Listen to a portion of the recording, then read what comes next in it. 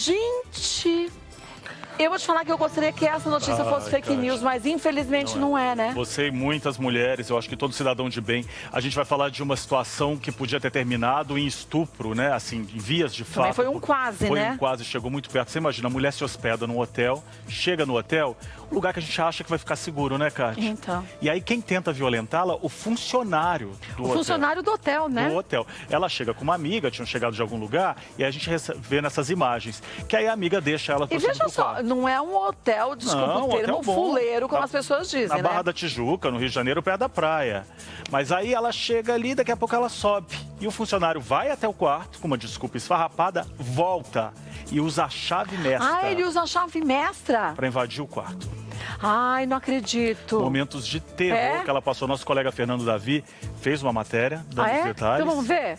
Depois a gente fala com ela. Vamos ver, olha lá. Gente. A vítima chega na recepção passando mal e é avisada pelo funcionário que a amiga, que a ajudava, não pode passar a noite no hotel. Minutos depois, a câmera do corredor mostra o homem batendo insistentemente na porta do quarto. Como a hóspede não abre, ele usa uma chave mestra para entrar. 3 minutos depois, o suspeito aparece novamente, fugindo do quarto, correndo em direção ao elevador.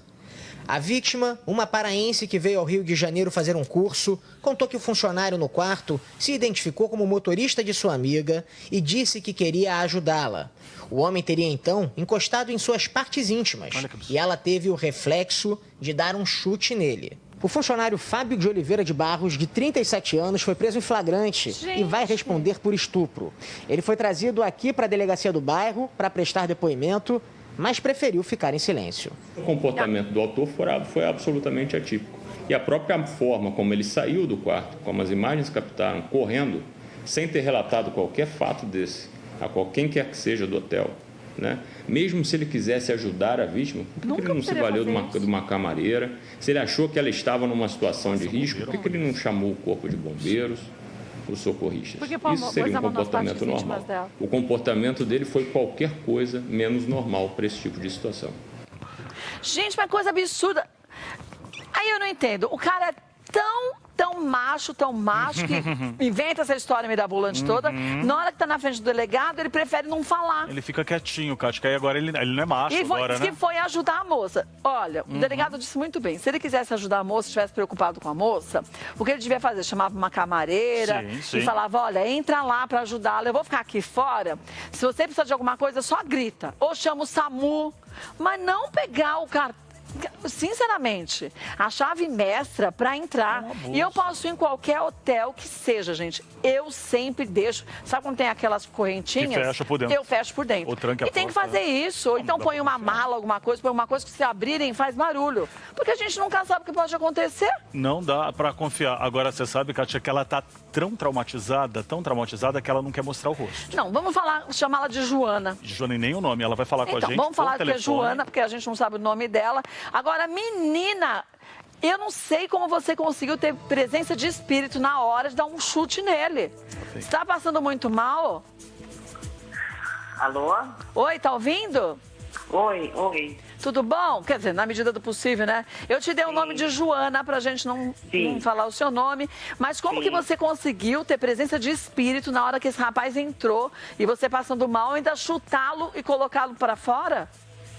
Então, assim, foi meio que nem pensei, né? Na verdade, quando ele entrou, eu não vi maldade até então, porque ele era funcionário de um hotel.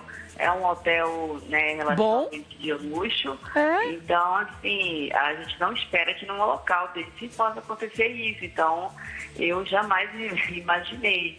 Quando ele entrou, se identificou como motorista da minha amiga, eu até bateu a história, porque a minha amiga estava preocupada comigo, né? E aí ele falou, ele já entrou se identificando como motorista, ou seja, ele já tinha uma intenção ruim com aqui. Até então eu não sabia, estava passando mal. Imagina uma pessoa passando mal, não consegue pensar muito, né? Eu estava deitada já, de calcinha, sutiã e estava embrulhada. E quando ele entrou, ele falou que só ia desligar as luzes para eu dormir melhor e tudo bem. Aí eu falei, tá, pode ir, tô bem. Que ele, tipo assim, queria uma resposta para minha amiga que estava lá embaixo. Eu falei, pode dizer que tá bem, pode ir. E aí, nisso que ele desligou a luz que estava próximo de mim, ele tocou no meu ombro e falou, você tá bem mesmo? E ficou perguntando insistentemente. E até então, até aí, eu nem vi maldade, ou eu não consegui, sabe, identificar que estava numa situação ali de risco. E aí foi quando ele desceu a mão para minhas partes íntimas mesmo, passou a mão rapidamente, e rapidamente eu tive o reflexo de dar um chute, assim. E aí ele se assustou, porque eu acho que ele pensou que eu estava em algum estado, assim, muito vulnerável. Aí eu imagino que eu estivesse alcoolizada ou algo do tipo, e tentou, se eu tivesse feito, sei lá, se eu estivesse dormindo, ele poderia ter feito alguma coisa, tivesse tomado alguma coisa, ele poderia ter feito alguma coisa, né? Então, assim, eu chutei e ele foi correndo com medo, mas eu fiquei a noite toda acordada. Mas e no hotel não tinha como fechar pela parte de dentro. Não tinha aquela correntinha? Eu procurei a chave. Não tinha? Não tinha chave. É um hotel de luxo, tá? Eu não tinha uma chave para fechar por dentro. E mas quando for máximo que eu pensei foi me trancar no banheiro. Mas quando for assim, sabe o que eu aprendi? Quando não tem a correntinha, eu ponho uma mala, ponho uma cadeira, alguma coisa na porta, para se a pessoa for abrir, a gente ouvir. Mas, infelizmente, a gente tem que pensar com a cabeça do cara que age de um jeito absurdamente errado. É inacreditável. O gerente do hotel falou alguma coisa para você ou não? Então, a princípio, o hotel... Eles têm a gerente do hotel lá, na hora que a polícia chegou... eles ajudaram, né, a princípio, nas investigações, eles cooperaram com a investigação, mas foi só isso. A princípio, eles não deram nenhuma, não me deram um auxílio, assim, nenhum suporte, entendeu? E o que acontece é que depois que o caso foi para a mídia, foi que eles me procuraram, essa é a verdade.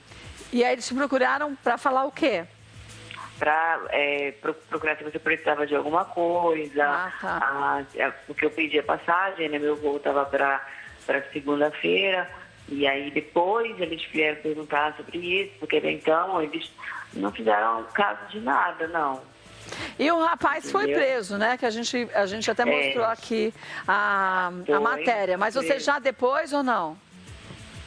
Ele foi preso, né? No caso, a Polícia Civil foi lá, a perícia criminal entrou no quarto e tudo, identificaram as câmeras de segurança, e uma amiga que estava comigo, na verdade foi ela que identificou ele, porque ele falou com ela, né? Quando ele chegou.